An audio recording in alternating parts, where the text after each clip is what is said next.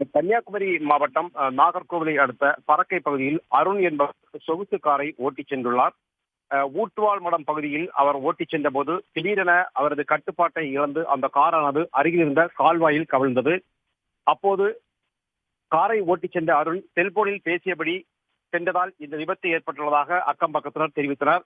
Car கட்டுப்பாட்டை இழந்து அருகிலுள்ள கால்வாயில் கவிழ்ந்ததும் அந்த பகுதியில் இருந்தவர்கள் உடனடியாக அங்கு சென்று காரை மீட்கும் பணியில் ஈடுபட்டனர். தற்போது அந்த கால்வாயில் தண்ணீர் பாய்ந்து செல்லும் நிலையில் காரானது தலைக்குப்புற கவிழ்ந்த நிலையில் உடனடியாக அவர் அங்கிருந்து மீட்கப்பட்டார். லேசான காயங்கள் அவருக்கு ஏற்பட்டுள்ளது. தொடர்ந்து அந்த பகுதியில் கிரேன் கொண்டு வரப்பட்டு அந்த காரை அங்கிருந்து மீட்டனர்.